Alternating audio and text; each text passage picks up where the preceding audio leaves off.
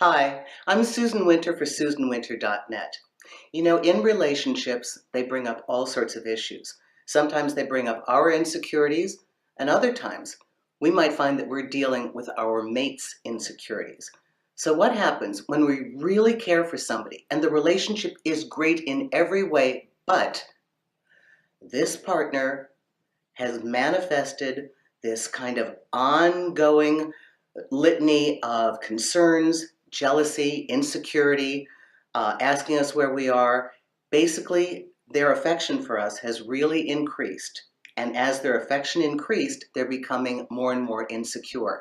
What is the best way to deal with a partner like this? I know I have a close friend of mine, and he's a great guy. He really is. And upon first meeting his girl, she took me aside and said, why is he still single? I mean, he's like too good to be true. And I said, what you see is what you get. He is real. I know sometimes people think that they can meet you, and if you've really worked on yourself and you're comfortable, they think you're playing a game. And she basically said she was waiting for the other shoe to drop.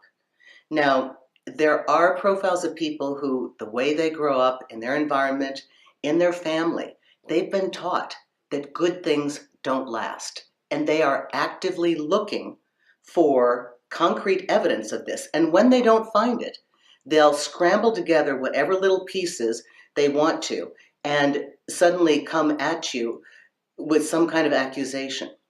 And it can be very, disarming because you're not doing anything. So oftentimes our first reaction is defense. We defend ourselves. No, no, no, you don't understand. Well, I thought we were getting out at 10, but we didn't get out till 10:15. They can start monitoring where you are, acting like I was concerned about you, and they're not. You know the difference. I was so concerned when you didn't call. I was so concerned when you were a little late. No, they're not. They're keeping tabs, and you know it. So there's a fine line between the frustration you're feeling because this is a good partner. There's a lot here. And how do you help them from stopping themselves from basically destroying the relationship? Here are a couple techniques. One, do not get yourself into the habit of every time they make an accusation immediately defending, if that's your go-to place. Some people get angry, but people most likely that are completely innocent are dumbstruck and just, want to get it back to normal. And if you find that you are repeatedly in a loop of having to defend yourself for things that you didn't do, that is not a good place to be. So the suggestion that I would make is to take a step back and clearly let them know the responsibility is on their end. I didn't do this. I told you that. Why are you accusing me of this? You've got to stop this. And I suggest letting them know the repercussions for this continued action. The more you do this, the more you manufacture things, the more you create this drama that is coming out of nowhere, it is going to be very hard for me to continue to love you like I do because you're giving me anxiety. You're making me crazy. Why are you doing this? I would also suggest that you ask them to get into counseling. It is not your responsibility to heal them. And what I've seen happen with certain people is that they begin to narrow their life. I've seen guys like terrified that they're going to be late. The girl is texting like, no, no, no, I'm on my way home. I mean, they can start to control you with their fears. And it doesn't have to be like this. Oftentimes these things can be worked through, but for sure, don't let them push you on your back so that you're the one constantly defending yourself against these ghosts of their imagination. There is a point where firmly and calmly you need to stand up and say, this is not my stuff. This is your history. And you got to fix this because it will ruin our relationship. And I will not keep defending myself against these imagined fears that you have. If you keep putting the responsibility back on them and don't let them get away with it, I mean, always call them out. Be patient, but be firm. I'm not going through this with you. We've done this before. You've got to stop this. You really need help. That is the best way to put it back on them because actually It's their healing that has to happen. And if you love them, you really, really want them to get over this. So if you're in that position, try those techniques. And I hope it'll help you. All the best to you. Susan Winter for SusanWinter.net. Thank you.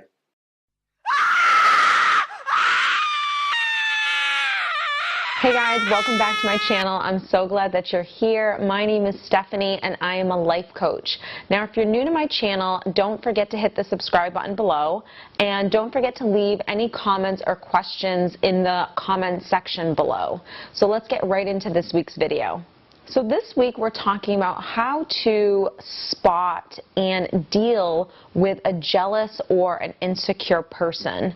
And this is really important because if you don't know how to spot, sometimes it's very obvious that someone is jealous and insecure, but other times it's not really that obvious and it's hard to spot. And if you yourself have insecurities or wounds within your own self, you're going to take on an insecure person's projections or jealous person's projections and insecurities that they have within themselves. You'll take all of that stuff on. So I want to go over how to spot this type of a person and how to deal with them if you have to engage them in your day-to-day life.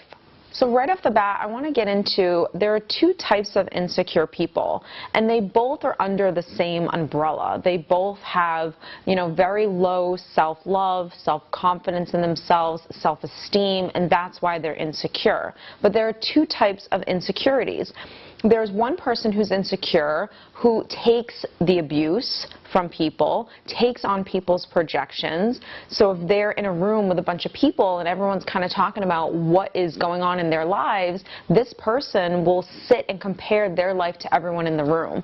So if their friend, Susan just got a new job and they don't have a new job yet, they're going to kind of wallow in that self-pity and destructive self-talk nonsense because they're insecure themselves. They don't have a healthy sense of self. Insecure person number two is the person that likes to hurt other people or that lashes out. And again, they're both insecure, but they operate in different ways. And this is really important to know because a lot of times in relationships, you'll have two people that are both insecure. And one person is the person that hurts people and lashes out, the abuser, and the other one is the person that takes on the abuse and is insecure and codependent themselves. So in this video, I'm really going to focus on insecure person number two because this is the person that is abusive. This is the sociopath, the narcissistic person who both of them in themselves are severely insecure, and that's why they do the things that they do. But also anyone can really have this level of insecurity, and it's good to know who in your life has this insecurity within themselves because they can be a kind of a toxic person, and it's good to know who are people in your life that are toxic or unhealthy and have these wounds or issues within themselves that they're not dealing with, and instead of dealing with them, they're lashing out on other people. So for this video, I'm really going to focus on this person, being able to spot this person and learning how to deal with this person if you have to have them in your life.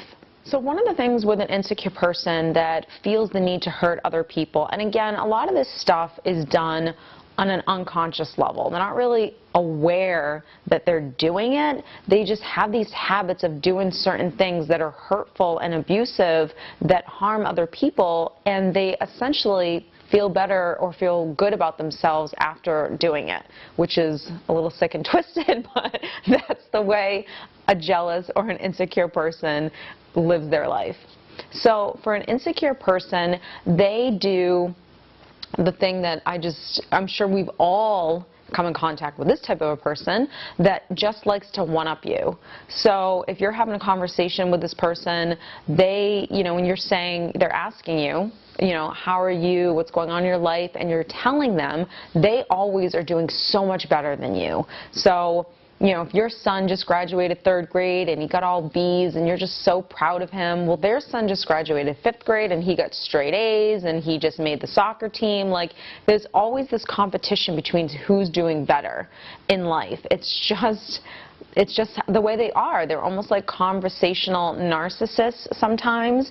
And again, it's that insecurity. It's that wound within themselves that they can't just sit and be happy for someone else. They constantly have to one-up you to make themselves feel better about their own lives. These people are also the types of people that love to gossip. They just love to talk about everyone else. They're so nosy about what everyone else is doing. They are the ones that are always asking, like probing and inappropriate questions, because they just want to find out as much information as they can on everyone. So they want to know all the good stuff that's going on in your life, because they're going to one-up you and they're doing even better. Or they want to know all the bad stuff in your life because it makes them feel better that they're not going through something that you've gone through or you are going through. You know, these are the people that want to know everything about you because they want to find the little holes in your life where they have something that you don't. Like, that's what makes them feel better inside. So by gossiping and talking about other people, and you know, we've all been there. We've all judged other people. We've all gossiped. We're human. You know, it happens from time to time. But the difference between a healthy person that sometimes will judge or gossip and this type of a person is when you're healthy and you're judging and you're gossiping, it doesn't feel good. It feels gross. Like, you know, after you do it, you're like, okay, I shouldn't have done that, and now I feel kind of nasty that I just did that. Whereas these people, they don't get that same feeling. They just feed off of the gossip and the, you know, spreading of rumors and talking about everyone else's business and sticking their nose in where it doesn't belong. They're just probing and asking questions. They don't get that, ew, this feels gross type of a feeling. This is just what they do because they want to find out as much information as they can on everyone else so they can just feel better about their own selves. These are the people that also love to brag. They brag, they show off their accomplishments, and you know, I'm a big advocator of celebrating your wins, you know, celebrating your accomplishments. I think that's absolutely huge, but we've all been around a person that does it just a little too much or just brags a little too long, where now you're starting to think, is this person even really genuine and happy, or are they just, I'm getting the sense that they're just bragging now and they're just kind of showing off and then it's not even genuine anymore. And that's when that insecurity really comes out. Some people do it where they're showcasing a new job, or it could be money, or it could be flaunting a relationship, or it could be, you know, flaunting their children. It could be anything, something where they're just bragging a little too much about something to the point where you feel innately that it's not genuine anymore, that there's a reason why this person keeps going on and bragging and, you know, talking about all of their successes and everything. And these people often don't talk about the things that aren't always going so well in their life. And again, it's not about focusing on the negative, it's about just being human and saying, you know what, this isn't going that great, and that's okay, you know, it will be, but being more realistic in life. These are the people that always want to showcase that their life is absolutely perfect, and you know, they're just going on and on about all the great things that are going on in their life to a point where it's just a little too much.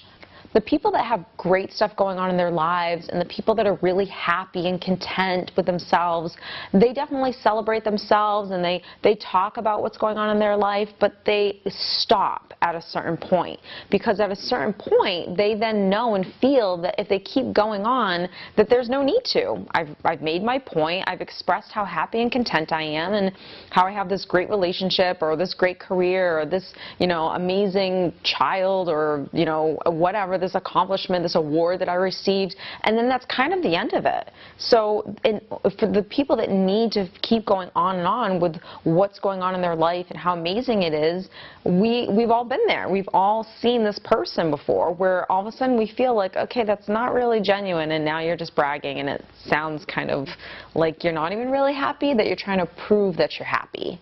The next thing with insecure people, and this sounds really sad because I'm assuming a lot of adults watch this video and not a lot of, you know, kids in high school, but maybe they do. But, you know, the stuff that happens when we're younger, like making fun of people and belittling people and doing the bullying and all that type of stuff, it happens when you're an adult as well, because some people don't really ever grow out of that childlike mentality. So the insecure people are the people that love to just make fun of other people. So if someone's doing well or just got, just lost 20 pounds or just did something really great in their life, or even if they just didn't, these are the people that need to always be making fun of other people, because again, just like when you're 14 and you're in high school, or 16 and you're in high school, the person that was always making fun of everyone else was actually the person that was very insecure. And it's the same thing when you're an adult. The person that's always judging and always gossiping and always making fun of other people is the person that is just very insecure and unhappy with themselves and have severe wounds within themselves that they're not acknowledging and they're not looking to heal. Or if they have acknowledged something within themselves, they haven't worked on themselves long enough to heal all of that stuff inside of themselves. These are the people that they just love to start drama. So a lot of the gossiping and the making fun and talking about people behind their back and bragging to, just all of that stuff combined is drama. So they love to start drama. So when they're gossiping and they're talking about other people and they're saying, oh, well, I heard this and I heard so-and-so said this about you, and all of that nonsense, they're doing it because they want to get a reaction out of you. They want to start something between people that doesn't need to be started, that shouldn't be started, that's none of their business. But because they're so insecure, they need to be in the middle of everything that's going on in everyone else's lives. They can't just take a step back and say, that has nothing to do with me, and I'm not going to talk about anyone else behind their back or make up stories or ask probing questions. Like, healthy people, happy people don't do any of that stuff. So because they're so either insecure within themselves or jealous of the person they're doing it to, this is the behavior that happens because of that wound within themselves. These are also the people that are extremely paranoid. And I always find it amusing because very insecure or jealous people are very paranoid people. They always think that someone's talking about them. So if you're at like a party or a function or whatever and there's two friends talking and the third friend is kind of off doing whatever, she'll come back and be like, oh, were you guys talking about me? What were you guys talking about? Like, they're so paranoid that, they're either going to miss out on some information or that someone's talking about them behind their back, or, a lot of people in relationships that are insecure are very paranoid people. They think, what is he doing and what's going on, and, they're just severely, severely jealous, insecure people because they have that stuff inside of themselves that they haven't dealt with, that they haven't brought up to the surface. And I always find it funny that the people that are the most paranoid in life are the people that are paranoid about the things that they do themselves. So when the person's paranoid because they're wondering if other people are talking about them in the room or what that conversation was about, it's probably because they just turned around and gossiped behind someone else's back. So how do we begin to deal with these types of people? I always look at it like you need to figure out who in your life, if they are insecure and they have some of these tendencies, maybe you have someone in your life that does all of these things, and maybe that's a relationship that you might want to reconsider. But because it's, always good to surround yourself with happy and healthy people, but you might have a friend where maybe he or she doesn't check the box on each one of these things, but they do one thing in particular. So maybe, you have a friend, Bob, who he one-ups you.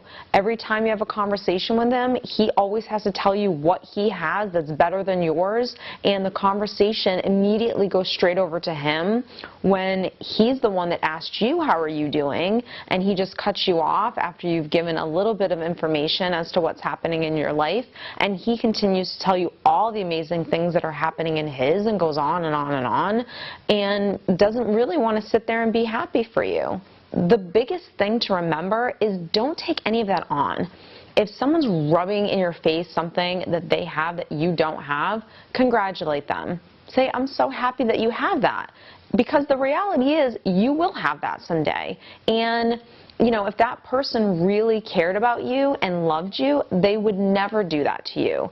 And even if they don't like you, if they were happy and healthy themselves, they still wouldn't do that to you. So that's something that's huge to remember, to not take on someone else's insecurities, because when you do, that means you're insecure yourself and you're letting that person hit that wound inside of you. And when you've healed all of your wounds, or even a lot of your wounds, people won't be able to do that to you anymore. And when someone does it, you might feel it because you're human. You might be like, ooh, that stung a little, or that hurt. But you'll immediately be able to just push it aside and say, okay, that was you just being really insecure and meaning to feel better about yourself by doing what you just did to me that was hurtful, and you don't take on someone else's stuff. The big thing with dealing with these types of people is it's a great example and a great test to how much you really love yourself. So if someone is rubbing something in your face, or, you know, bragging too much or whatever, and you all of a sudden start feeling a little insecure about your own self, great. This is the perfect time to start parenting yourself, to start giving yourself positive self-talk, to start encouraging yourself and loving yourself and treating yourself the way, you know, a parent would treat a child. If your child came to you, or even someone you really love, if they came to you and said, you know, Jody just rubbed in my face that she just got this new job and I would really love a new job, like I want to switch my career, what would someone that loves you say to you? Or what would you say to your friend? You would say, honey, don't worry about that. Don't let any of that stuff even bother you, because they're really insecure and that's why they're doing what they're doing, and you're an amazing person and you are going to get there. This is the time when you really start loving yourself and coaching yourself. This is a great opportunity to rise to the occasion and not react, you know, negatively or with jealousy or any of that stuff as well, because it's just bringing your vibration down and you're meeting that person where they are. I mean, we're all human at times, and sometimes when people do certain things, it really just, it stings, it does, but it's our own egos that are causing that sting to even happen. So if you can just remove your ego a little bit, take a deep breath, know that what they're doing has nothing to do with you. They're dealing with some stuff within themselves and they're just projecting it out onto you. When you can start to recognize that, you will have self-confidence in yourself, and you'll say, that has nothing to do with me, and I'm not going to let anyone bring me down or try to start drama or, you know, gossip about me behind my back. Whatever, they can do whatever they want. It's not going to affect my mood and my happiness, because really healthy and happy people don't even waste their time dealing with jealous or insecure people. It's the people that feel like they need to fight back, or the people that just wallow in self-pity. Those are the people that are losing.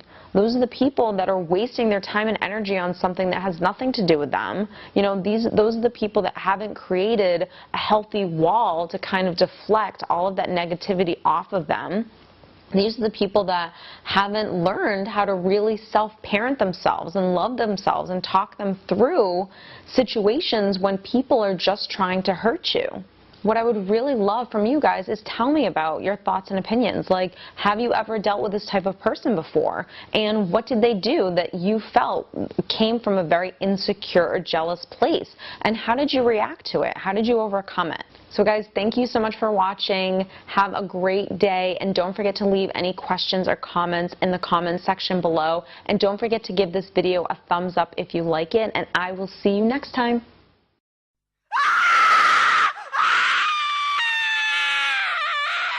Stop! I'm David Tan, and in this video answer the question, how to deal with an insecure woman in a relationship. Welcome to Man Up, episode 168. Masculinity for the intelligent man. I'm David Tien, PhD, and this is Man Up! Hey, it's David Tien, PhD, and for over the past 10 years, I've been helping hundreds of thousands of people in over 87 countries attain success, happiness, and fulfillment in life and love. And welcome to Man Up, episode 168. We're still here in Ubud, Bali, and it's got a cool view of this pool, and then the villas down there with the cool thatched huts. Beautiful gorges and valleys and rivers everywhere. Just a beautiful setting up here. Just getting down to evening cocktails and dinner. So answering a question from the Private Man Up Facebook group. This one comes from Tori. It's a two-parter question, but very short. So the first part is, how do you reassure a woman that you love her and you are not going anywhere? Next question, she been through shit in relationships, but how do I get past the wall and make her see me for me and not the guys from her past relationships? So, Tori, two things. First, I'm going to give you the general advice and then give you a caveat. So the general advice is it takes time. I'm assuming shit means her previous boyfriends cheated on her, or she was abused by her previous boyfriends and just has trust issues and commitment issues. And when it starts to feel really good, she pulls away because she doesn't want to get disappointed again, because she feels familiar. When she opened up, it became vulnerable. She got hurt. So I'm assuming it's something along those lines. And if that's the case and you have the great intentions, then what you should really do is you need time, and you have to let your actions speak for themselves. So it just takes some time where you're there and you show her, you prove it to her through your actions. And here's the other thing, reinforce the fact that you are proving it. So sometimes when you do something good for somebody, it doesn't sink into them because they have deservedness issues. Like they don't feel like they deserve it. So it doesn't actually hit home. So you have to reinforce for her what you've done. So like every so often, maybe frequently, you can say, hey, look, did I cheat on you this week? No, I didn't. Hey, high five, something along those lines. That was just funny, but something like that. So you want to reinforce and remind her how awesome you have been so far.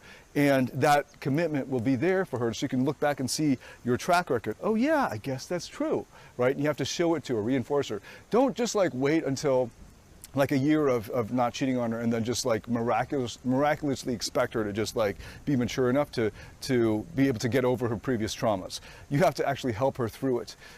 So it'll take time, and then you just prove yourself over time, and then reinforce it depending on her level of insecurity. Reinforce it as long as you're comfortable with it as well and have fun with it, but just remind her that you have been great so far, and that's a good reason for why you will continue to be great. A great way to predict what will come next is based on what has come before, and you can just continue to reinforce that throughout the relationship. So human beings, whether men or women, have good reasons to be skeptical about relationships. Most of us have been through bad relationships, and and the longer you've been, like the older you get and the more relationships you've had and the more times you've been burned, the more walls and defenses will come up. So this is a pretty common issue, and you just have to prove it to her through your track record over time, and then reinforce it, like I said. Now here's a caveat.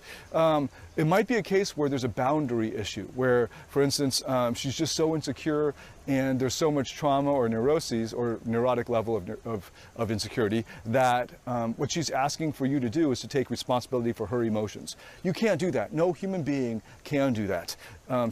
So you shouldn't put yourself in the position where you have to manage and massage her emotions. That's her shit. She's got to deal with that. You be you. You do you. You know what you're about. You stay with your commitment level, your responsibility. You uphold your end of the bargain. It's up to her to appreciate it and see it. You can help her with it by being transparent with it. But if she, for instance, requires you to text her every hour when you're out with the guys, or like she's constantly accusing you of cheating on her when you haven't, and there's no like reason for her, really rational reason for her to doubt you, she's just neurotically obsessing about it, then you can't help her. All right, she needs professional help, she needs time, and she might not even ever get out of that situation, unfortunately, for many people, unless she realizes that she needs help and moves forward on her own. So you must be aware of your boundaries. You cannot take responsibility, you should not take responsibility for other people's feelings. You take care of yourself, and then based on their feelings will come based on their interpretation of the events, of their perception of the events, and that's something you cannot control. You uphold your end of the bargain, and hope that she's mature enough to uphold hers. Now, the reality is most people in their 20s are not. Most of them are not mature enough. So if this might be just one of those cases where you're going to have to chalk it up to experience and learn from it and move on. But hopefully, if she just needs basically some time and for you to establish a track record with her, for you to look back and show her that you have been faithful all this time, and that your relationship has been growing in passion and connection, you can just point that out. And that should be enough proof for her to allay her fears, right? And this could be the one for you, for her. So I'm going to summarize it. The general advice is prove it through your track record and reinforce it periodically with her. And then the caveat is make sure she's not going over the bounds of rationality and obsessing about her insecurities with you, requiring you to check in and accusing you of stuff you didn't do. So if that's the case, you're going to have to pull away because there's nothing you can do. She needs to fix herself. So it's a boundary issue. So there you go. There's a good summary of that, I think. We are going to get some drinks. The sun is setting right now, and I'm pretty thirsty. We've got drinks melting again at the bar. And this is David Tien signing out. You must join the private Facebook group. Go ahead and join the private Facebook group. See Thomas's, is that his name, Tomer? His questions in the group. There's a great group of guys in there. They've already started answering his question before I even saw it. So great group of people in there, and it's a growing community. It's growing very fast every day. Join the group. We approve requests every day. I'll see you inside the Man Up Facebook group. Click the link, join the group. I'll see you inside. It's David Tien, PhD, signing out. Man up!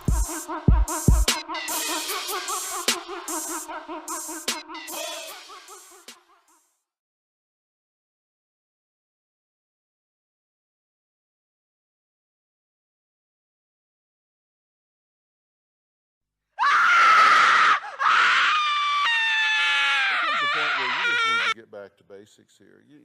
Look, I would rather go to bed at night in a stripped down 1-bedroom apartment with a window unit and be at peace when I pulled those covers up around my neck than I would be living in a 4-bedroom brick house in some neighborhood that was the site for hell.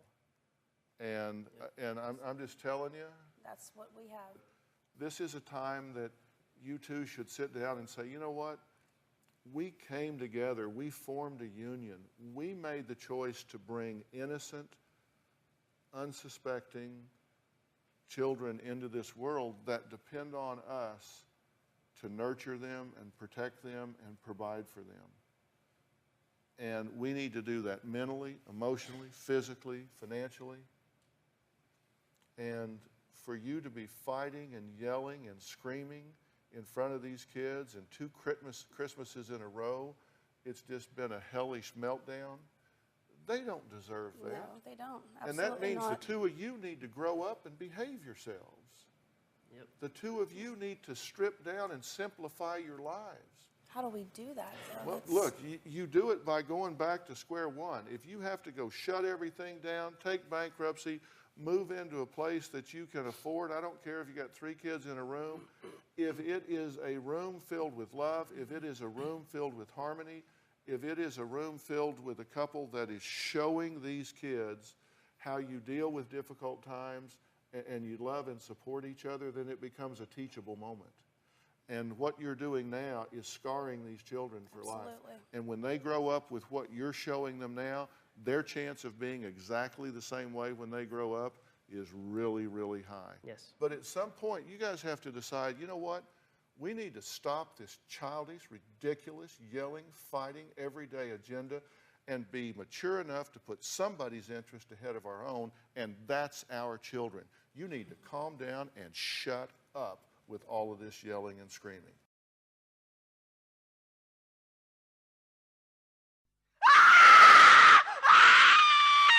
Hi, I'm Coach Lane, and this is my video coaching newsletter. And the topic of today's newsletter is going to be needy, insecure men. Well, I've got an email here from a guy who started dating a woman who he really, really was into.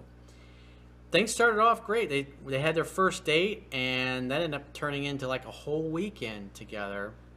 And then things started to go sideways, and then that's kind of when he found my work. So this girl was really into him in the beginning, and then she's like, oh yeah, call me in a month kind of thing, and then just totally blew him off.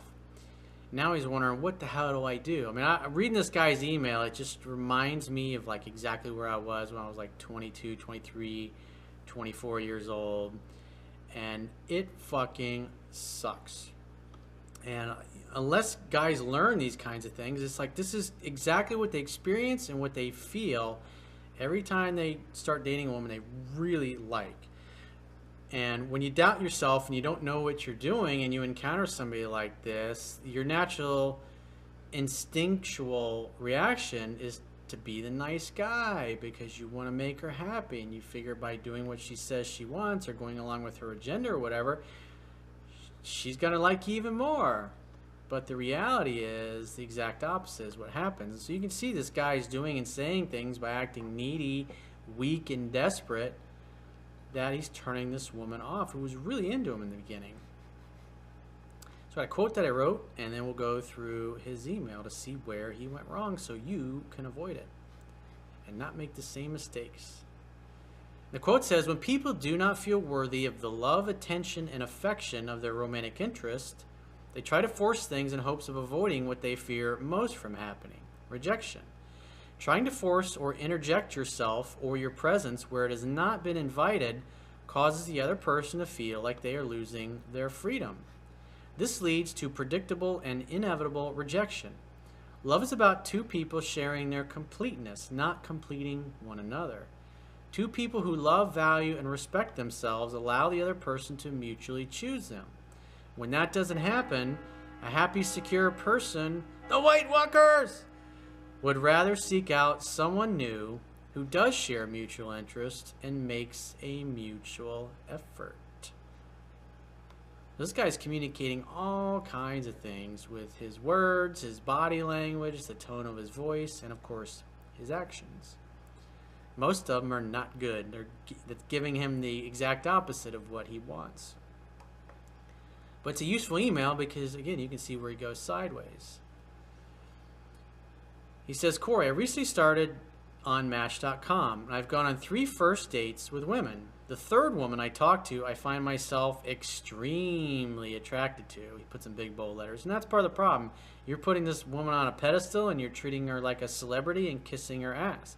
If you've ever watched those paparazzi following around those beautiful female celebrities and listen to the shit that they say, trying to get them to give them the shot that they want. I don't know if you've listened to any of the Harvey Weinstein tape where that woman wore a wire. It's fucking just pathetic. Just pathetic how this guy fucking begging and trying to placating, supplicating pussy. It's like, ugh, it's fucking disgusting. And then you can see why women don't respect guys like this and why guys like him resort to using force and intimidation and their position of power to get what they want. He says, I had watched some of your videos after losing one other one because I was too needy. I did great at first. I got her on the phone and I set a date the following Saturday. I must have been doing something right because she kept calling during the week and eventually convinced me to move the date up to Friday. Our first date lasted from Friday evening until Sunday morning. So the girl was really into you. She had a high attraction level. I'd say on a scale of 1 to 10, her attraction level was easy a 7 or an 8. And that's rare. Those don't happen that often from the get-go. Usually it takes a few weeks to get a woman to go from 5 or 6, where they're kind of like, he's kind of cute. I guess I'd go out with him. To, I haven't heard from him. What's he doing? There's just something about him. I can't figure it out. Of course, I started getting all overzealous again. In other words, losing his shit. Because deep down, he doesn't think he really brings much to the table. And therefore, he tries to make up for it by trying to force himself, like I talked about in the quote. Her next days off fell over the weekend, and I basically told her that she should come hang out at my place the whole time with no plan at the time. She had a doctor appointment on Wednesday at a place 5 hours away and needed someone to drive her. Being the nice guy that I am, I volunteered. So he decided to be her chauffeur.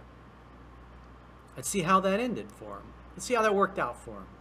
Not only was she not feeling well because she had to stop her allergy medication, but I drove her car and was basically forced to follow her lead all day, which put me in the girl role. Women like a man who knows how to lead. She also used her ninja woman talking skills to get all sorts of information from me during the long car ride. I.e., I was an open book and told her everything about my life. So in other words, she knows your whole story, and therefore you took away all the mystery because you figured out, get it all out on the table, right on the second date, if you will. when she's feeling ill and sick. No bueno. By the time we got back, she no longer wanted to spend the night with me as planned. Nice. You spent, what, a 5-hour trip? So you probably spent at least 10 hours in the car. 10 hours in the car, and you get blue balls and sleeping alone with your body pillow for your troubles. I couldn't help but to continue pushing and being needy. In other words, I continued to lose my shit and look weak and turn her off even more. She went from seeing me over the weekend to canceling all weekend. I texted one more time for a date over the weekend, something different. She called me up and told me that she didn't want to see me for a month and totally blew me off. After you spent 10 hours driving the fucking bitch around in the car. So nice of her. So nice. That's fun. It's good times, man. Good memories. That was Friday. I bought your book and read most of it this weekend. I realized what I did wrong and how bad I blew it. I spent the weekend working on myself. Well, it takes more than just a few hours reading a book and saying, I got it now. That's why I say 10 to 15 times. Remember, each time you read something or you hear it or you watch it, you're only going to retain about 8 to 10% of it. You are a genius because I get a "what are you up to" text Monday afternoon. So after a couple of banner texts, I get her on the phone, and after some talking, I managed to ask her on another date for Saturday. She said yes, but tried to qualify it with the whole "I need to prepare my kids" thing. Oh, well, my response to that would be, oh, well, it doesn't sound like you're sure whether you're going to be available or not. So if you know you're definitely going to be available, why don't you figure out your schedule and we'll make plans for a day that you definitely know we can get together. I got to run. Let me know. I'll talk to you later, and leave it at that. That's how you handle that. Because you want a woman that's like, fuck yeah, I'd love to see you. I'd love to go out with you. You don't want a woman that's like, oh, I think I got to do my nails this weekend. I got to pick my toenails and get some of that toe jam out, you know. But if I get a babysitter, I'll give you a call, and yeah, maybe you'll come over. In other words, if I got nothing better to do and you're still around, maybe I'll hang out with you. But it's not really my priority. Dude, you spent fucking 10 hours driving this chick around. And this is what you get? Like, I don't think so. If you're not excited that I called, you're not excited at the opportunity to spend time with me, then you're fucking wasting my time. You're not going to say that to her, but that's what you want to be thinking. You want, fuck yeah, I'll go out with you. Not like, I'll think about it. Maybe. I took it as a warning not to get too girly and plan out the rest of her month again, and I pushed back some. He says, you suck because I really want to talk to her more. Well, you suck, dude, because you talked her out of it. This woman is best friend material, which is important to me at 49 years old. Now I'm going nuts waiting for her to call or text me again. You need to get a fucking hobby, dude. Go hang out with your guy friends. Go get some other women to date. She's just one chick. And we have one day, you spent 3 days with her, and then you drove her around, and she's already blowing you off like you're fucking nothing. And yet you're still putting her, you know, it's like the celebrity. She throws dog shit at you, and you're covered in it, and you're like, oh, hey, it's all right. It'll wash off. No problem. But hey, let's go hang out some more. When somebody treats you properly, they get the gift of the greatest gift you can get of anybody, which is the gift of your time. When they treat you like there's something wrong with you and they got better things to do, they get the gift of missing you. He says, I can't stop thinking about just picking up the phone and texting or calling her. Well, how good has that worked out for you so far, pal? Not too good. Isn't there anything I can do to talk with her but still make her believe I am in my masculine? Dude, you're not in your masculine. That's the whole fucking problem. So calling her to try to convince her that you're in your masculine, that is placating, pussy-like, weak beta male behavior.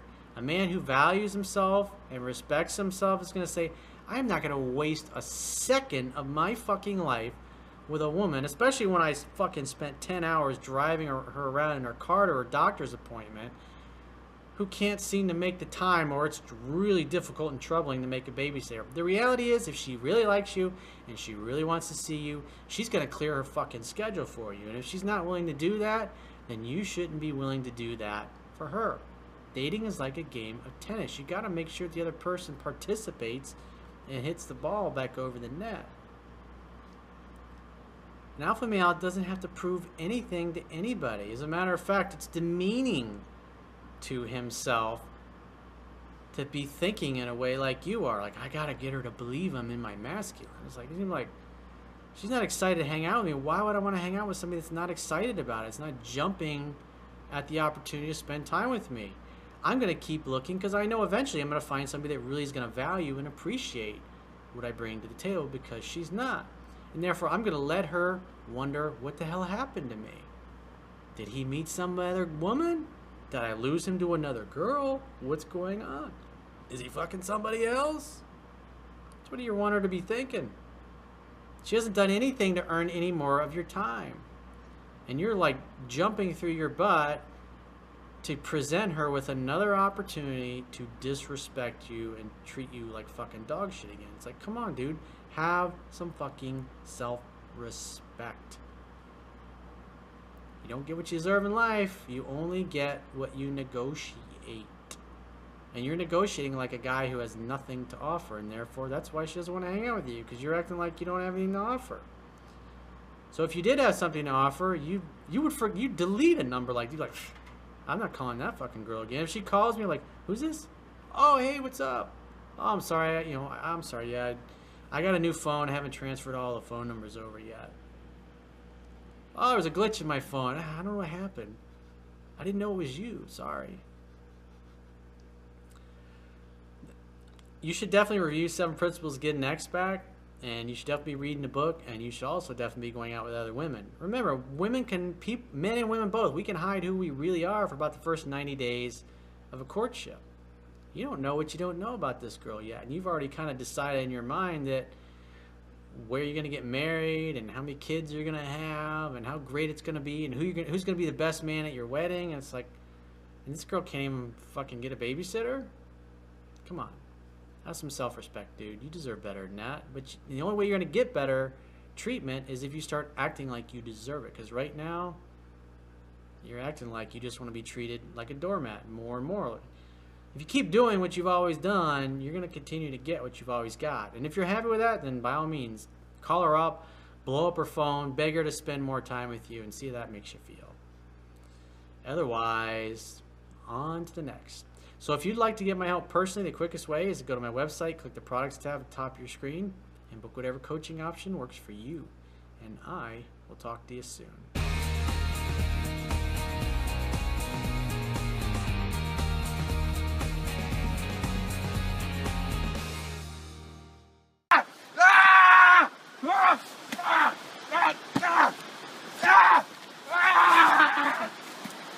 Hey, this is Kristen from KristenCoaching.com.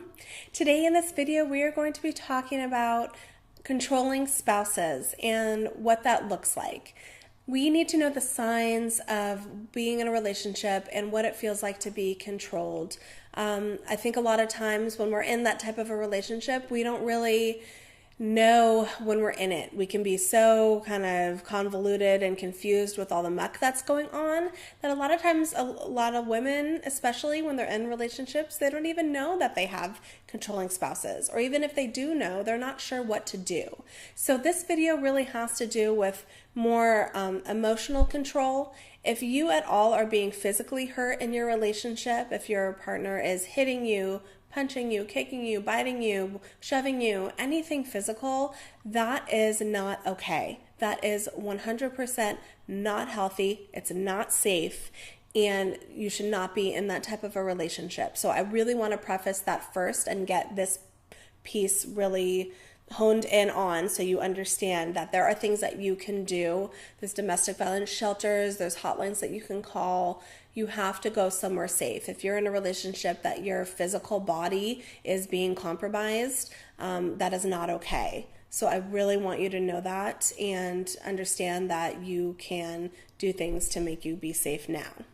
Now, if you are in a controlling relationship where it's not physical, that's also more so what we're going to be exploring today, because I think it's important that people know the signs of having a controlling spouse and the ways that their spouse does control them. We're really just kind of shedding some light on this topic today, and really get that self-awareness going on in your relationship so you can see that you're not in a healthy one. And that's the point of this video, and that's really what I want to help you with today, so you understand that your relationship is not essentially a good one for you. So one of the first signs of having a controlling spouse or being in a controlling relationship is that your spouse doesn't trust you. There's a lot of jealousy, and your spouse doesn't have a reason not to trust you. A lot of times in that type of a controlling environment, our other half wants to know, where have you been? Who have you seen? What have you done? And sometimes even monitors, where you went and how long you were there for. So if you're feeling like there's this energy that your partner is kind of tracking where you've been all day, every day, and you don't have that trust on his piece, that's a sense of control, and that's not a healthy place to be in. Okay? Not at all. We need to be able to be independent and do our things and have our partner's trust where we go, and not need to be monitoring that or questioning that. So that's really important. And then another piece, and it's a really common piece when our spouses are controlling, is the sense of isolation. So if your spouse is saying, I don't like your friends, I don't like your family, and makes comments towards them and essentially, sometimes spouses can say, I don't want you to see your friends or family. That's definitely a very blatant way of isolating you. But also just doing those little comments where to you feel that, oh, I don't want to see my family. Like, you're right. My family does this or my friends do that. And then so you make excuses not to hang out with them or not see them over time. That can be a sign that you're definitely being manipulated. And controlling spouses tend to do that. They tend to kind of plant the seed about negative things and people that are in your life, so you feel that you're making the decision not to hang out with them. But in reality, it's manipulation, and it's a way that your partner can be controlling for you. So if you're not hanging out with your friends or family as much and you're in this relationship, that's definitely a red flag and a warning sign that you could be being controlled. So that's not good. Another sign is financial control. If your partner is monitoring what you spend money on and how much, and is making comments about that, that's not a good thing. You need to be independent. You're your own woman. You're doing your own thing. It's not like, obviously in any type of a marriage, yes, you don't want to be spending like all your money and being not accountable for things, especially if you have bills and housing expenses or car notes or whatever that is. But if your other half is tracking, little things that you're spending on and questioning that, it can be a sign of definitely being in a controlling relationship. And again, that's not healthy to do. Another thing is, if you're feeling like your spouse is criticizing you, and that you feel like you are not good enough and that you can't do anything right, and there's just a lot of critiques on what you do and how you do it, that brings your self-esteem down, and it makes you feel low, and it makes you feel that you're not worthy and you're not good enough. And that's definitely a sign of a controlling husband, because it's a way to manipulate your mind and bring that self-esteem down, down, down, down every single day, where you feel that, oh, I just don't deserve anything better.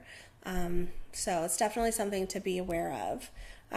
Also, if you're feeling that you're guilty, if you're feeling really guilty a lot of the time, again, it kind of has to do with, I just can't do anything right, or you're making mistakes and your other half is getting mad at you all the time for that. That's not good, because in any type of a relationship, there isn't just going to be one person that makes the mistake. That's not what happens. In any relationship, both people are not perfect. Both people have errors. So if one person is doing the one that's always pointing it out on the other, and you're not pointing it out on the other person, or you're feeling like you can't say anything, that's not a reciprocal relationship. You have to have the sense of partnership together, and mutual respect for each other, and mutual understanding, and being able to be comfortable bringing up things that you don't like about your other half and your other half doesn't like about you. But if one person is just doing it towards you, that is not a healthy situation to be in, and definitely a red flag that you have a controlling husband or a controlling partner. If your partner is accusing you of, doing things that you're not doing, especially cheating, that can be really common. That can be a sign that it's an emotional control as well. If you are guilty until proven innocent, that's not a healthy relationship to be in, and something that you should not do.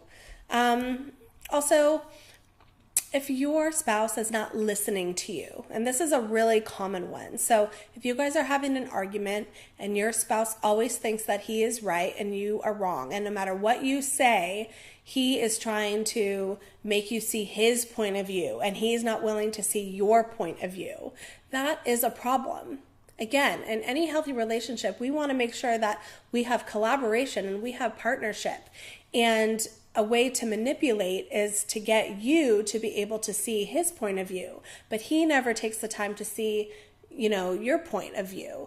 And so you're constantly just kind of, losing the battle over and over and over again, of where you're just automatically like, oh yes, you're right, I see your point, so therefore I'm wrong. And that's not what it is. In any fight or argument, you are supposed to have two sides and two varying opinions. You don't necessarily need to even agree with one another. You just have to understand where the other person's coming from. But if he's not taking the time to understand where you're coming from, that can be very unhealthy. And that's not a sense of partnership. And that's not okay. And so it's just something that I really want to point out, because I know a lot of relationships are kind of like that, where one person really dominates his opinion, and therefore the other opinion just kind of, fizzles out and isn't important. And it is important. And your opinion is important, and you should have a partner who listens to your opinion and values that and takes the time to really see your point of view, or else that shows that he's not respecting you. And again, in any type of a healthy relationship, we want our partners to be able to respect us and know that we are an essential part of the relationship ultimately. Again, we want to feel that we are on an equal playing field. If you feel your other half is here and you are down here, that is an unhealthy situation to be in. And that is definitely a sign that you are being controlled in your relationship or dominated emotionally in some way. And I don't want you to be in that anymore. And it's important to see these signs as they come up. If you're just not feeling good enough, if you're feeling like you're always doing things wrong and you're making mistakes, and especially if he's criticizing, oh, I don't like you in that skirt, or I don't like you in that dress, or why don't you change, you're showing too much cleavage, or I want you to show more cleavage, or whatever it is. If you're feeling like, again, no matter what you're doing, it's not right, and that you're constantly, disappointing your spouse, that could be a sign of emotional manipulation.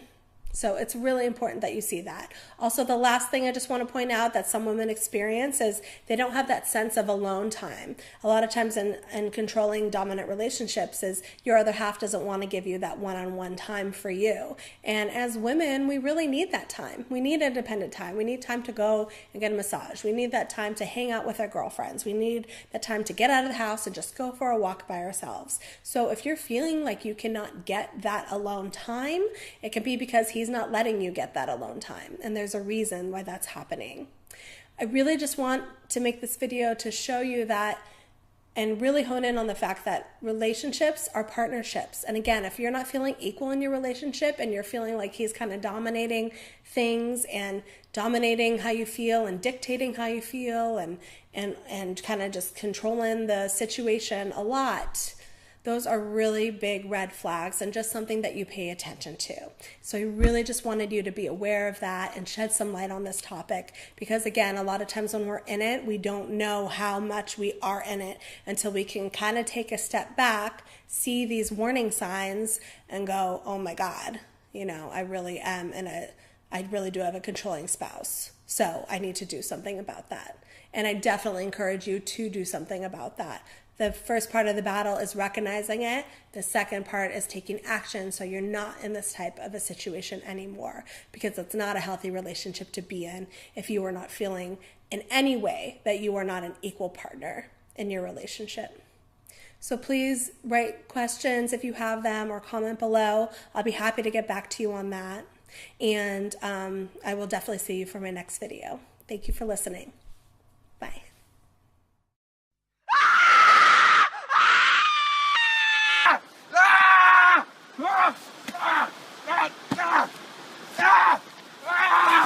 My brothers, I've got a great quote here I actually want to read off to you because it's relevant to what I'm doing with these reach requests. I'm a firm believer that good judgment comes from experience, and experience comes from bad judgment. I've got that just over to the right of my computer. It's kind of why I do these reach requests, okay? You know, success leaves clues, and so do failures. And I talk a lot about some of these things in theory when I'm posting videos, as I'm kind of just cruising my car and just chatting from the cuff. But in reality, there's a lot more depth to people's real lives, which is why I share these. So I've got a reach request here. Hopefully I can get it done in about 20 minutes. There's some good conversation that's going to come out of it. This guy's from Eastern Europe. Let's just see if I can make this a bit bigger. There we go. Nice. Okay, let's hop right into it. This guy's story is he's married, he's got a young kid, he's questioning his place in life. He's 33 right now. He's got a son who's 4.5 years old, lives in Eastern Europe. My whole life I've been an introverted beta nice guy, very shy, could barely speak to girls. In my first year of university I had one-itis and thought it was my first and last love in my life. Facepalm. Okay, so he probably had a little bit of an awakening there. After graduating from university, I got a high-paying job and was trying to date girls without any luck because of his conditioning. By the way, you guys often ask what I'm drinking. That's gazpacho. I'm just kind of mixing lunch in. Working lunch, if you will. Gazpacho, for those of you that don't know, is a cold Spanish soup. Anyway, I was too much of a nice guy and was thinking that someday one girl will appreciate me, so I'm, that's what we're all been told. We all get told, just be yourself, be a nice guy and some girl will appreciate you at some point one day. And that, unfortunately, that's just advice that comes through, the indoctrination systems we call schools, from religion, from parenting, from society, from TV shows that we watch and movies and things like that. It is what it is. Part of the unplugging process is just recognizing that certain things don't work and you need to do them a little bit differently. Anyway, but still nothing good happened, and at the age of 23 he started to date a girl that he wasn't in love with, but was thinking that at least she loves him. As I later found out, the reason she falls in love with me is because I was needy to her. So he's Eastern European, so some of this English will be a little bit off. But because he was not particularly interested in her and pretty much kept her at arm's length, her desire goes up. I've said this before on my channel. There's an old saying in the UK, you've got to be mean to keep them keen. There's other things that kind of toe around that. I'm not saying like be an asshole or anything like that, but it's a commonly known fact that most people learn afterwards. But there you have it. There's a very good example of it. Didn't want to date her every day and sometimes even once a week. Yeah, scarcity breeds the interest, of course. After 2.5 years of dating, we decided to get married. I wasn't very excited about this. Guys, do not get married if you're not sure about your partner and excited after spending some time with them. At least a couple of years. Women can act for a good 16 to 18 months, according to Dr. Sean T. Smith in his Tactical Guide to Women. So make sure that the excitement is there if you're going to pull the trigger. But of course, hindsight's always 20/20, and that good judgment comes from bad judgment. That experience, of course. Anyway, quite a lot of conflict. She wanted to control almost everything. Why I hang out with my friends, co-workers so late at night. We need to spend time together more, etc. I didn't want to marry her, but decided to get married because, as I thought, at least she loves me, and I will not love anyone after my one-nightitis. But since I'm so blue-pilled, I will struggle to find anyone else. Well, let's find out how that worked out for him. And right after the marriage, we rented an apartment and lived together, and the first half of the year was a nightmare. She wanted to control me even more than before. So a lot of people, before they get married, and I had this exact same, rationalization. Anyway, well, if you just get married, everything will get better. Huh? How did that work out for everybody out there, including me? I know it didn't. So, going into a marriage, a long-term relationship like that, with the purpose of reproducing, having kids and stuff like that, you'll find out things don't get better. They often get quite a bit worse. So if things are bad before you say I do's and tie the knot, untying the knot's going to be very hard, especially with kids around. But the signs and symptoms, like I like to say, more red flags in a Chinese Communist parade. You're talking like multiple Chinese Communist parades with multiples of those red flags, so to speak. So anyway, so in addition to what mentioned above, he lets her control the money, always a bad move. She wanted to save money to buy an apartment. I wanted to, of course, but she wanted it so much that we were excessively thrifty, in my opinion. And she lost her job after 6 months of our marriage and hasn't worked since then. Oh my God. This is brutal. When women don't have stable employment, or listen, if you're going to marry a woman, let me just make this bigger again because my hands fly around a lot. If you're going to marry a woman and she doesn't have stable employment that she adores, it's not that uncommon, believe it or not. And again, you know, people criticize me like, oh, Rich, broad brush and you're painting people. And I've talked to hundreds of people now. Okay, I've coached hundreds of men. I've done a lot of these coaching sessions on Reach. I have a private men's community. I'm not making this stuff up. I'm actually speaking from experience here. Women will, especially when the aim is to have children, find a good guy that can provision, lock him down, get married to get the security, because again, marriage is a very safe contract for women. The exit works out well for them with family law, pretty much throughout the Western world, including, I'm sure, Eastern Europe. I mean, we'll discover that in a bit. But if she's sending signals or signs that generating or contributing to the household income isn't of interest to her and she wants to stay at home, then you need to be attentive to that, because her income goes away and then she relies on you. And if things don't work out, you've got to continue to support her, which we'll talk about, I'm sure, when we get to the latter portion of this. Anyway, so he's letting her control him, who he spends time with, the finances, and blah, blah, blah. Anyway, here we go. She lost her job and hasn't worked since. And I was constantly getting raises at my job. I was considering divorce at the time, but thinking what others will think of me stopped me in the act, of course. After about half a year, we changed rented apartments to a better one. It became better, or maybe I got used to it. Okay. Then 1 year later, we decided to have a kid as soon as our son was born. I was 28. So basic apartment, she moves him into a better apartment. He's earning all the money, getting all the raises. They have a kid. Now she's definitely a stay-at-home mom. This continued for 2 more years, and then I find John Sunmez YouTube channel. I don't know who he is. I'll have to look that up afterwards. It was originally a software developer channel, but then he switched to be a better version of yourself. Oh, good. He was very interesting for me, and I think something started to change in me. He recommended a lot of books for you guys, The Way of Superior Man. By the way, I don't really like Way of the Superior Man. It's kind of woo-woo, and I don't think it approaches the basics of red pill awareness. Of course, mentions a rational male, but I was skipping it because he was more focused on his career. See, again, guys complicate their lives. They try to justify why they do it. I've said this before, saying it again. If you're given resources, take some time to bring those in your life. I mean, even if you're a married guy and you got a wife and responsibilities with a kid, you're driving to and from work, get an Audible account. It's $10 a month. Download a book every month and turn your car into a university. Learn while you're driving. There shouldn't be any excuses for that. Anyway, but he was skipping it because he was more focused on his career. But anyway, slowly I started to feel fed up with this behavior. My wife, half a year later, I changed the company where I got a very good salary. And half a year later, I met another one-itis at my new company. And half a year later, so did he meet a girl at his company? Okay. Anyway, there was a lot of other things happened during the next year and a half. I'll not go into details because it's too long, so I'll keep it short. One day we had a fight, and as she liked to tell me, maybe we need to divorce then. And at that time I said, okay, I don't love her anymore. Wasn't able to tell her that I never did. Okay, she cried and started to change. See, it's interesting. She says they should get a divorce. He says, okay. She cries and then starts to change. Anybody see a pattern here? Aside from me. Anyway, I could go with my friends anytime I wanted. We stopped living so thrifty. Life got better for him. Interesting. But then she realized that I have one-itis, and I told her that that I'm in love with her. But since I was still blue pill, we were just friends, and I was trying to make her love me. I'm not sure if you're talking about your wife now or somebody else. Let's keep going. Anyway, at that time, my wife decided that I'm serious about divorce and told my parents about it.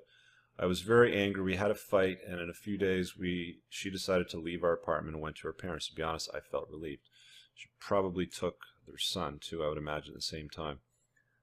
Then she realized that he had one-itis. Okay. So she realized that he had the hots for this old girlfriend of his that broke his heart. Okay, got it. I was very angry. We had a fight. In a few days, she decided to leave our apartment and went to her parents. He felt relieved. Got it. Okay. I saw my one-itis maybe had an interest in me, but will not leave his boyfriend. Her boyfriend, I'm assuming. I don't think you're gay from what I'm getting. But anyway, don't know. Maybe she wanted to have another orbit around her and didn't want to ruin my family and feel guilty about it. Women tend to keep orbiters. It's just a fact of life. You think that you're the only one that's in her life, even if you're married? No. Actually, recent study, I'm not going to link it or even look it up, but I'm sure you can dig it up if you Google it. It's your friend. A lot of people ask me to cite references. Google is your friend. You can find them if I can find them. There was a study done that something like 50% of women keep a alternative around in case the marriage doesn't work out. So all women do it. It doesn't matter if it's your wife or your one-itis that is with somebody else right now. Attention is a coin of the realm for women. I've said this before. Anyway, decided to quit his current job because he wasn't able to work and only thinking about that girl. I'm assuming that girl worked with you, your one-itis. Ignoring what John Sommers tried to teach me, I tried to drink, binge, watch Game of Thrones to escape unfair reality. I didn't have a job and I don't want to look for it. So bad news, so bad it was. One day I decided to stop it. Since I had a lot of free time, I started to watch videos again and some others that YouTube would recommend to me. I started to watch channels like Practical Psychology, Far From Average, Improvement Pill, RSD Max, and other RSD guys. Okay. RSD guys are interested. See, I'm going to do a separate video on pickup artistry versus a red pill because there's distinguished differences, big differences. But you have to be careful about RSD Max and a lot of the pandering that they're doing to pickup artistry. It was eye-opening for me regarding women's psychology. Good. During that time, I'm seeing my son 3 to 4 times a week. Okay, so he's basically separated now. He's got one-itis for this girl that's still around in his life. Son's 3.5, but notice that he's missing me very much and becomes nervous. I finally put myself together, found a job. I didn't want to watch my son suffering as soon as I allowed him to live with me. It was 5 months we lived separately, and during that time she told me she was going to live with me only for the son's sake, and I can live in a separate room if I want to and do what I want to do, even have sex with the girls. Just wait until our son is grown enough in order to have proper family for him while he's growing.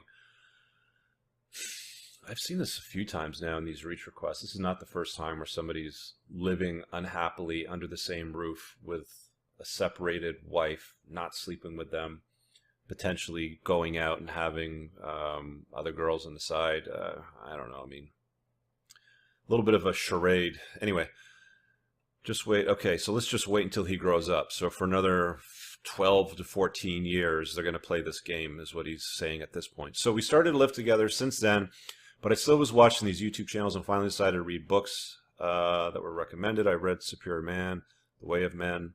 The Rational Male book explained everything to me about women's psychology and intergender relationships. That was incredible. So much value in that book. Awesome. Of course, I'm not red pilled yet. At least I'm red pill aware. Now I don't have any problems talking to girls and even see interest in me from them. Good. It's also, I started to go to the gym, which helps a lot. So here's my short story, really because I stopped everything about one-itis in my job. Now, it's a year since we lived together again. So he's back together with him. So let's close this up. He's about wrapping this up. Sorry about the long request here. I really feel that I want to divorce my wife and go my own way, improving myself and becoming a real red pill guy. I feel I would like it a lot just to live that way. She's not a bad person. She's just a woman and a really good... Now, you're making excuses here, my friend. Let me just point to that. She's controlling in the sense of who you spend your time with and how money is spent. That's not how a productive relationship works between men and women. I'll say it again. She needs to enter your frame. She needs to be a complement to your life, not the focus of your life. These are the main components that are going to determine the success of a relationship. So having that mindset and applying it to your next relationship potentially means you're going to end up in a very similar scenario. You've got some updating to do, with yourself. I'm not saying she's a bad person. I'm just saying she's got bad personality traits for a guy that wants to operate with a red pill narrative, with a red pill lens, which is what you're saying. Anyway, so she's a woman, a really good mother. I just don't have feelings for her. The only thing that stops me is my son. I don't want him to have a life not in a complete family, but I also want to have a happier life. Even though my wife behaves differently now, I still notice those shit tests where she checks if she can get everything back. I just don't allow it anymore. I also watch Jordan Peterson. As I understand, he would not tell me not to divorce, and that I should sacrifice my life because we have a kid. Yeah, okay. We don't have so strict divorce laws here, so I'll be able to share parenting without any problems. Oh, okay, good. And all I have to do is pay alimony, about $100 US per month, I'm assuming. But of course, I'd pay more than that. Okay. I really want your opinion. Sorry for the long story, but it's a really short one. I hope my English wasn't awful. I don't know who this guy is, but I'll look up his channel. Thank him for recommending my channel to you. I appreciate that. And yes, this will be a public response for feedback. So your question is, do I leave this woman that I don't love in an environment where divorce law isn't hostile to me and you'd get shared custody? Okay, so the way that I would look at it is like this. The best way to raise a child is in a two-parent, opposite sex home, male father, female mother, and that's how you're going to end up with the most productive, useful man in society. People will argue that. I don't care. I'm not here to debate you. I'm making the video. Don't watch it if you don't like it.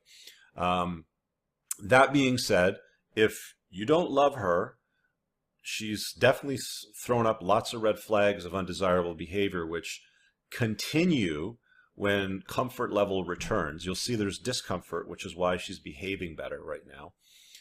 But they will continue because you've seen it in the past, and the behavior will repeat itself should you decide to stay.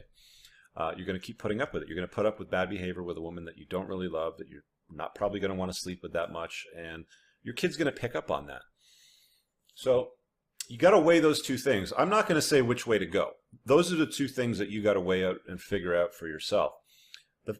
The flip side of it is, get divorced in a place where family law is not hostile to you. I mean, you're saying that. I'm assuming you spoke to a family lawyer. If you haven't, speak to a family lawyer before you draw that conclusion to see what it's really like, to see what you're really up against, because for the most part in the Western world, it's very hostile towards men. I understand you live in Eastern Europe, so maybe you've got slightly better laws there, and they haven't been destroyed by feminism yet, so you might be in a good position to get out. You can co-parent your son. Boys need their fathers. So if you do separate, I'd recommend doing it on a shared custody basis, not where she has full control and you see your son every other weekend on a Wednesday night for dinner sort of thing. You share custody. I don't like the idea of living in the same house, raising your son together for the next 12 to 14 years just to, put on the charade that you're married. I mean, he's going to know. He probably knows by now. I mean, if I'm being honest, he's almost 5 years old. So kids aren't stupid. Like, they pay attention. They're very attentive to what you do and listen to less of what you say. Just always know that as a young parent, or not a young parent, but a parent with a young child.